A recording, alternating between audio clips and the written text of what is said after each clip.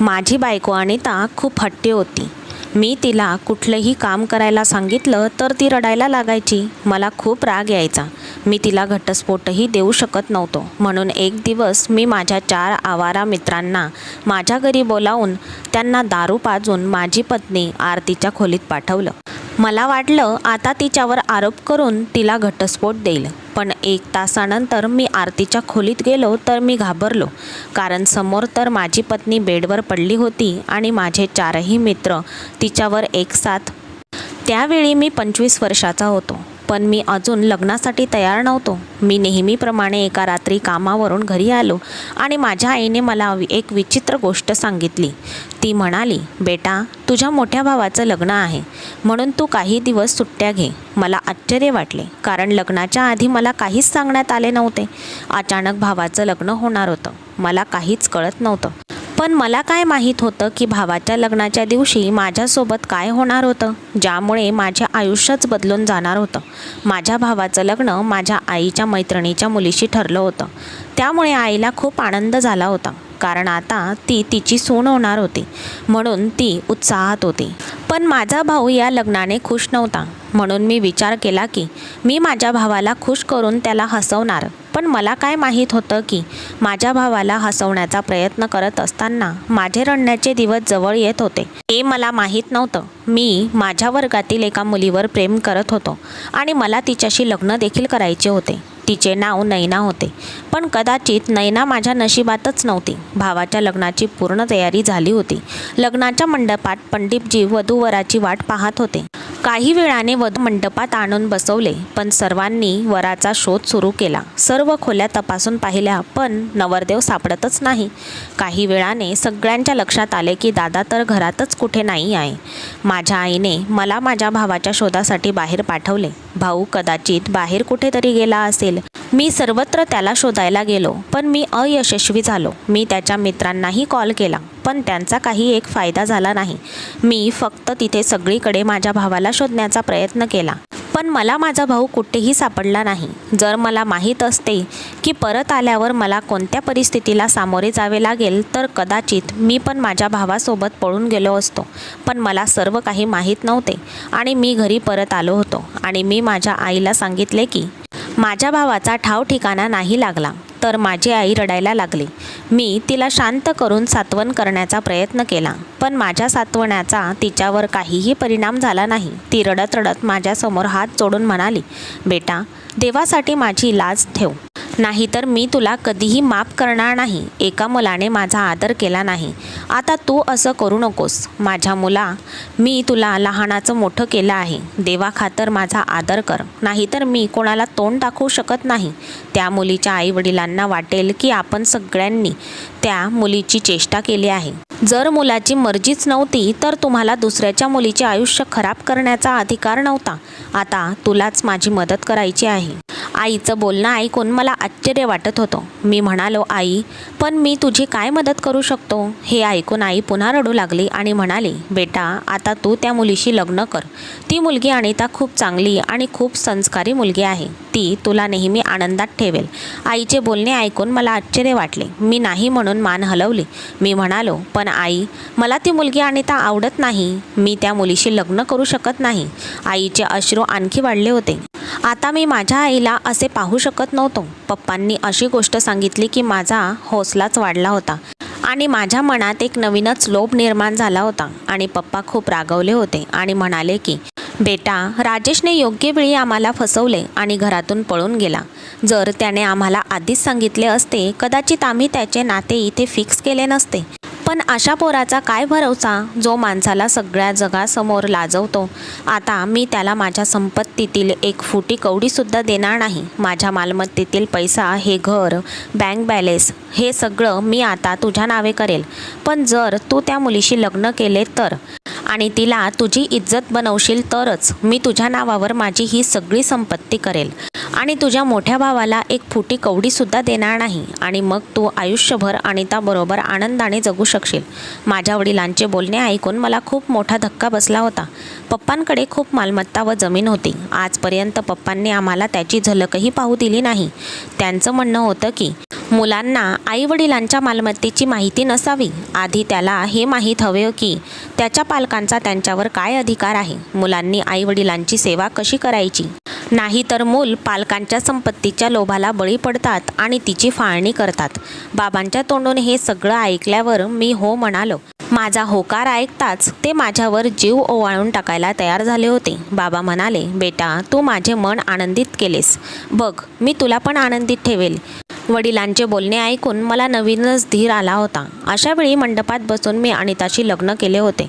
आता माझ्या मनात वेगळेच लाडू फुटायला लागले होते. आता मी त्यांची सगळी संपत्ती विकून खाल्ली असती तरी त्यांना काही फरक पडला नसता, कारण ते आता त्यांची सगळी संपत्ती माझ्या नावावरच तर करणार होते. मी त्यांना सांगितलं की मी नवीन व्यवसाय सुरू करणार आहे. त्यासाठी मला काही जमीन विकावी लागेल. मी आरतीशी लग्न करून सर्वांची मर्जी राखली होती, कारण मला अशी मुलगी आवडत नव्हती हे माझ्या आईला चांगलंच माहीत होतं. मी सगळ्यांचा मान राखला होता आणि आता तर मी सगळ्यांच्या डोळ्याचा तारा बनून बसलो होतो. बरं, मी अनिताला लग्न करून माझ्या घरी घेऊन आलो होतो आणि काही विधी करून तिला माझ्या खोलीत बोलले गेले होते. थोड्या वेळात मी माझ्या खोलीच्या आत शिरलो तेव्हा संपूर्ण खोलीत फुलांचा सुगंध दरवळत होता. माझ्यासमोर गावातील ही सुंदर मुलगी बसली होती, पण मला तिच्यावर प्रेम नव्हते किंवा तिच्याबद्दल कोणतीही तळमळ नव्हती. मी श्रीमंतीच्या लालसेने तिच्याशी लग्न केले होते. मला तर तिचा चेहरा पाहण्याची सुद्धा इच्छा नव्हती, कारण मला शहरातल्या रंगीबेरंगी सुंदर मुली आवडत होत्या. मला या गोष्टींचा काहीच फरक पडत नाही की स्त्री किती सुंदर आहे. मी तर फक्त हे पाहत असतो, ती स्त्री कशी बोलते आणि तिचा स्वभाव कसा आहे, तिचं व्यक्तिमत्व कसं आहे, ती स्टायलिश आहे का. फक्त या गोष्टींचा माझ्यावर परिणाम होत होता.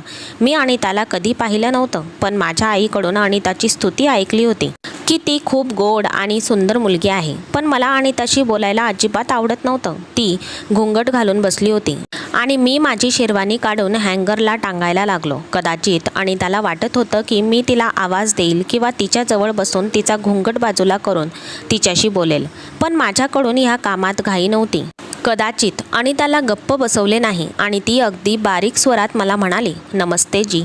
तिच्या या बोलण्याने मला पेटल्यासारखं वाटलं आणि मी रागाने म्हणालो की तू तुझ्या लग्नाच्या पहिल्या रात्री तुझ्या नवऱ्याशी असाच मूर्खपणा करशील मला माहीत होते, कारण तू एक गावातील गावंढळ मुलगी आहेस. आपल्या नवऱ्याला नमस्ते जी कोण करतं. माझ्या या कथनावर लाज वाटण्याऐवजी ती हसायला लागली. तिने तिचा पदर काढला आणि मला म्हणाली, तुम्ही तर हेही केले नाही. ती असं बोलल्यावर मला राग आला. मी म्हणालो, तू आजपासूनच रुसायला लागली आहेस. त्यावर ती म्हणाली, देवाच्या कृपेने मी तुमच्यावर कधीही रुसू नये किंवा तुमच्याकडे कधीही तक्रार करू नये. मी तर असा विचार केलाच नाही. आता तर मी माझं पूर्ण आयुष्य तुमच्याबरोबर राहीन आणि तुमच्याशी एकनिष्ठ राहीन आणि आयुष्यभर तुमची सेवा करेन. कधी तुमच्या आदेशाचे पालन करणार नाही असा विचार तर स्वप्नातही करू शकणार नाही मी. आणि त्याचा सकारात्मक दृष्टिकोन आणि साधा स्वभाव पाहून मला आनंद झाला होता. मला माहीत होते, अशा बायका आपल्या नवऱ्यासमोर तोंड उघडत नसतात. आता तर मला पूर्ण स्वातंत्र्य मिळणार होते. मला जे हवे आहे ते हवे आहेच. मी म्हणालो, ठीक आहे, तुझे कपडे बदलून झोपून घे. ठीक आहे असं म्हणत ती बाथरूममध्ये गेली. माझं लक्ष तिच्या पायांकडे गेले, जे खूपच मुलायम आणि दुधासारखे पांढरे होते. असे व्यक्त होते की जणू हे पाय जमिनीवर ठेवायला बनवलेलेच नाहीत. हे पाय फुलांसारखे नाजूक आणि मऊ पाय फक्त फुलांवरच ठेवायला होते. तिच्या पायांची ही सुंदरता पाहून मला आश्चर्य वाटले होते. आता माझं लक्ष तिच्या चेहऱ्याकडे गेलं होतं. याच्या आधी मी तिच्या चेहऱ्याकडे पाहणे सुद्धा योग्य समजले नव्हते. आता तिच्या चेहऱ्याकडे पाहत होतो तर मी पापण्या खाली करायला विसरलो होतो. तिच्या चेहऱ्यावर एक विचित्र चमक होती, जी तिच्या समोरच्या व्यक्तीला आकर्षित करत होती. नववधू जो मेकअप करतात तो तिच्या चेहऱ्यावर अजिबात दिसत नव्हता. तिच्या चेहऱ्यावर एक विचित्र चमक होती. ती हळूहळू पावलं उचलत बाथरूममध्ये गेली होती. ती परत आली तेव्हा मी तिच्याकडे पाहतच राहिलो होतो. अचानकच तिच्याविषयी माझ्या मनात वेगवेगळ्या भावना निर्माण झाल्या होत्या. मनात आले की ह्या मासूम आणि सुंदर मुलीला आत्ताच्या आत्ता मी माझ्या मिठीत घ्यावे आणि तिच्यावर प्रेमाचा वर्षाव करावा. पण अचानक माझ्या मनात शहरातल्या त्या सगळ्या मुली आल्या, ज्या माझ्या मागे पुढे फिरायच्या, ज्या माझ्यावर त्यांचा जीव ओवाळून टाकायला तयार असायच्या आणि माझ्यासाठी काहीही करायला तयार असायच्या. शहरातल्या अशा रंगीबेरंगी फुलपाखरांसारख्या मुली माझ्यासमोर घिरट्या घालत असताना मी स्वतःला खेड्यातील मुलीला का देऊन टाकू? अनितामध्ये असे काय खास होते? फक्त दिसायला सुंदर होती. ना तिच्याकडे अदा होती, ना तिच्याकडे बोलण्याची क्षमता, ना ती शिकलेली होती. मी मनात असा विचार केला आणि खोलीच्या बाहेर आलो. मी धूम्रपान करू लागलो. काही वेळाने माझी आई तिथेच आली. माझ्या डोक्यावर हात फिरवत मला म्हणाली, बेटा काळजी करू नकोस. तुझी पत्नी अनिता लाखात एक आहे.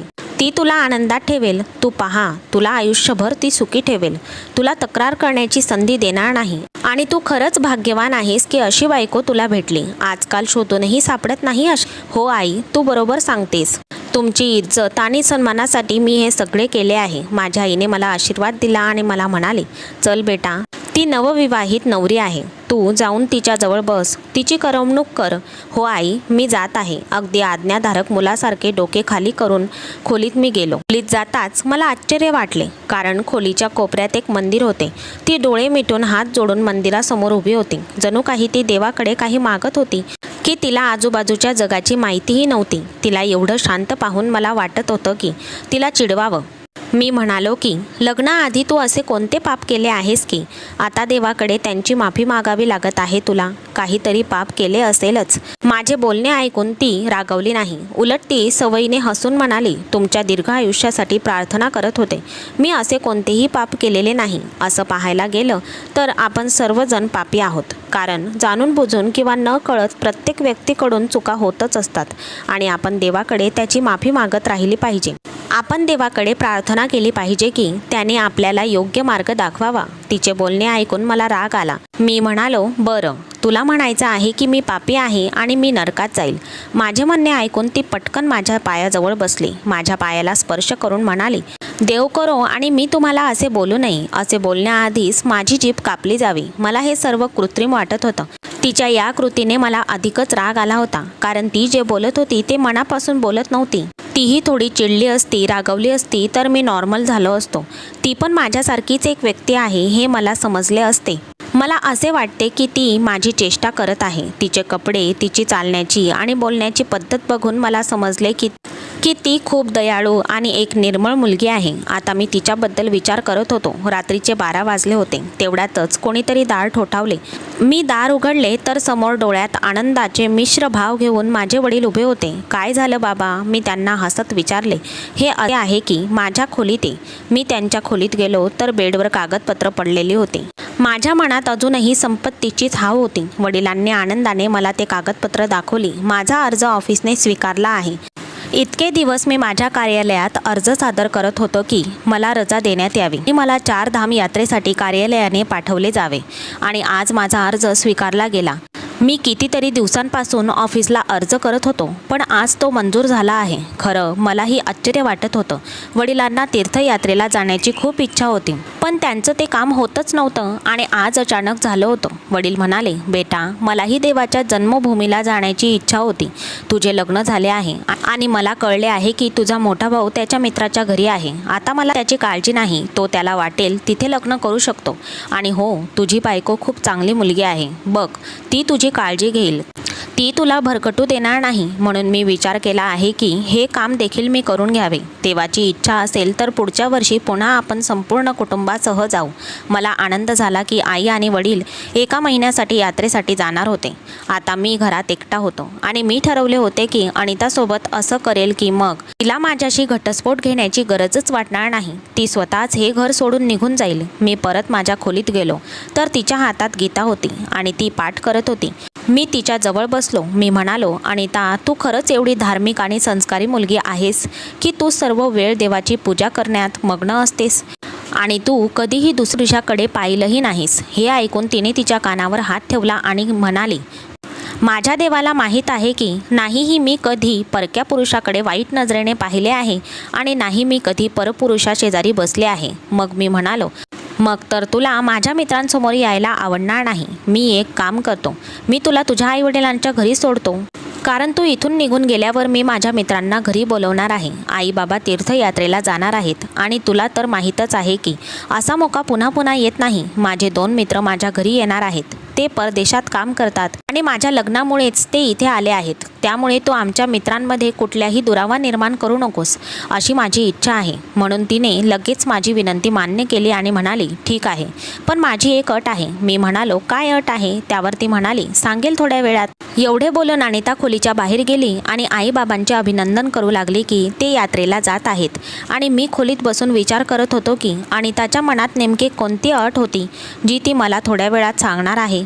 मी माझ्या सर्व मित्रमैत्रिणींना आणि माझ्या गर्लफ्रेंडला सांगून ठेवले होते की माझे आईबाबा 1 महिन्यासाठी तीर्थयात्रेला जाणार आहेत.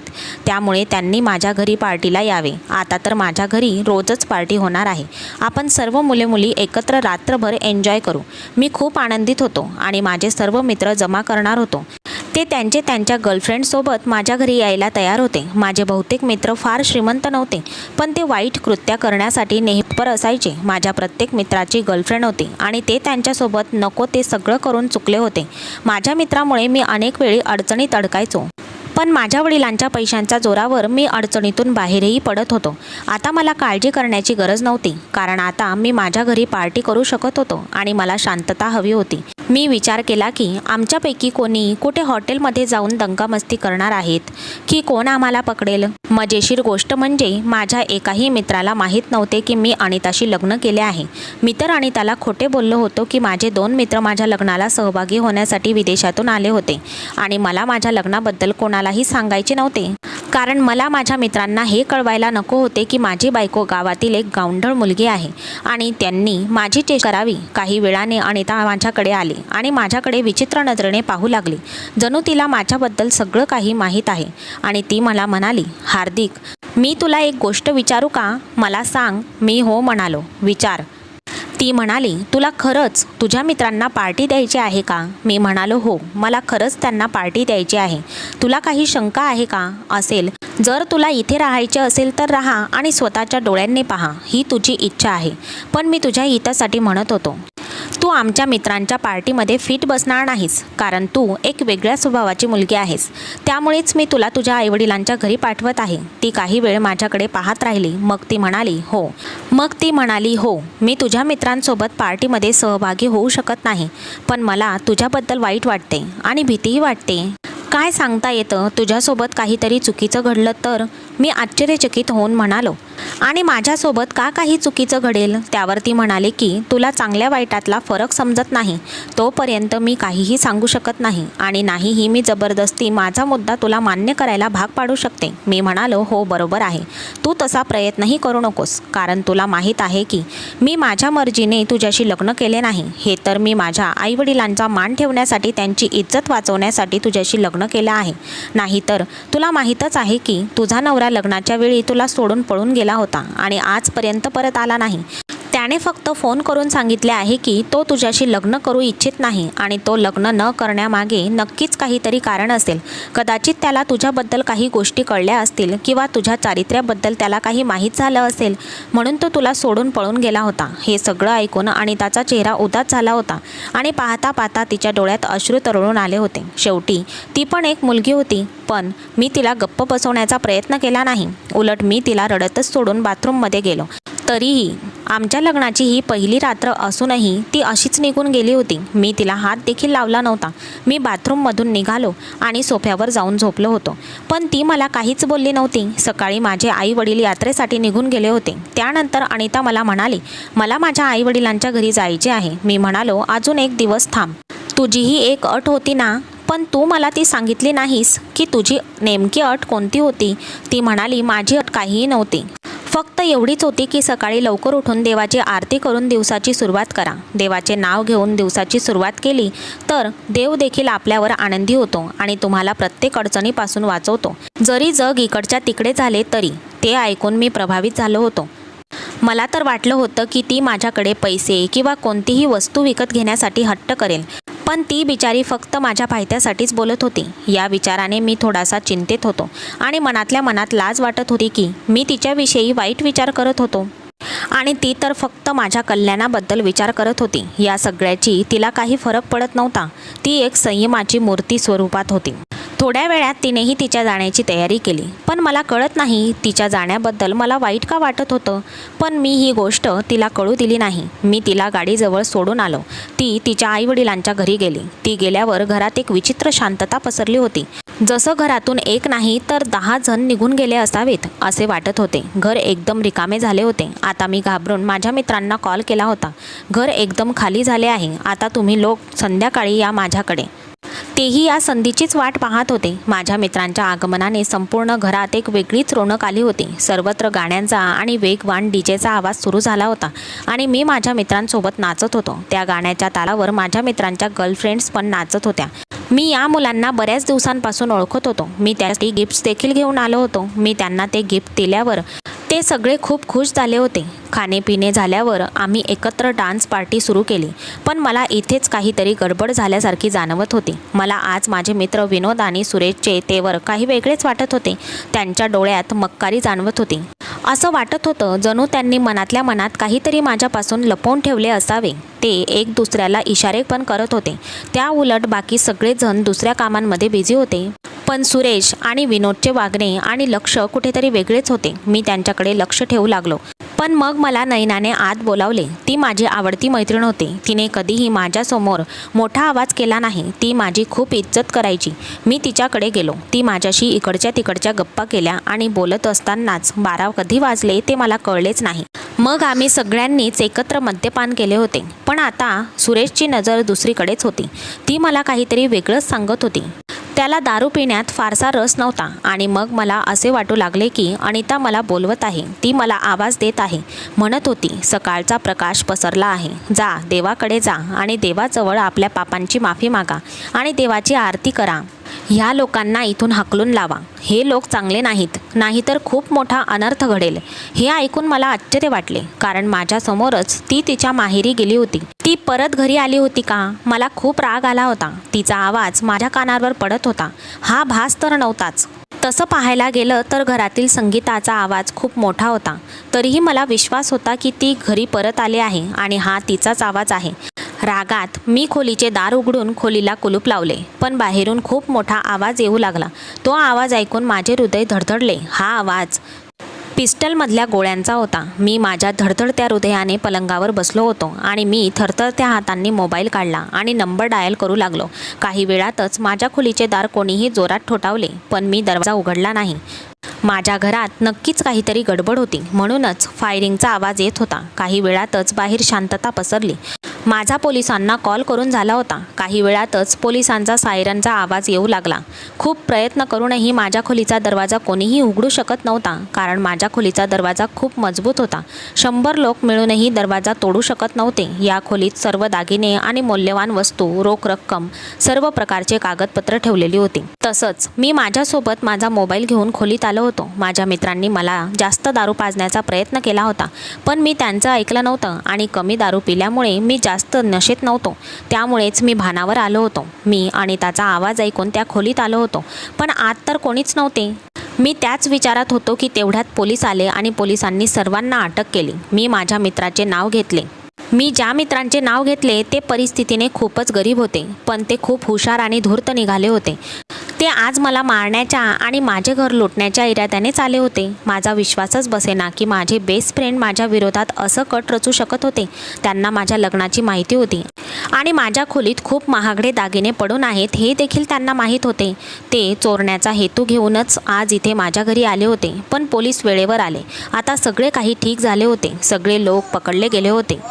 आश्चर्यचकित करणारी गोष्ट म्हणजे त्या दिवशी माझी पत्नी घरी परतलीच नव्हती. ती दुसऱ्या दिवशी घरी परतली. पण कदाचित ती देवाची खरी भक्त होती आणि खऱ्या मनाने त्यांची भक्ती करत होती. त्या भक्तीने आज मला वाचवले होते. देव त्यांच्या खास भक्तांवर येणाऱ्या संकटांना त्यांच्यावर येण्याआधीच दूर करत असतो. याचा अनोखा खेळ आहे. त्या दिवसापासूनच मी माझ्या वाईट कामांपासून सुटका मिळवली होती आणि त्या दिवसापासूनच मी माझ्या पत्नी अनिताला मनापासून स्वीकारले होते. आणि आमच्या सांसारिक जीवनाची सुरुवातही केली होती. आज मी माझ्या पत्नीसोबत खूपच खुश आहे आणि ती खूप चांगली पत्नी असल्याचे तिने सिद्धही केले आहे. मला एक मुलगा देखील आहे आणि ती त्याला खूप चांगले संस्कार देत आहे. मित्रांनो, आजची कथा तुम्हाला कशी वाटली हे कमेंट्समध्ये नक्की कळवा. तुम्हाला ही कथा आवडली असेल तर व्हिडिओला लाईक करा आणि अशा छान छान कथा ऐकण्यासाठी चॅनलला सबस्क्राईब करून बेल आयकॉन प्रेस करा व ऑलवर सेट करा, म्हणजे पुढचा व्हिडिओ तुम्हाला लगेच मिळेल. धन्यवाद.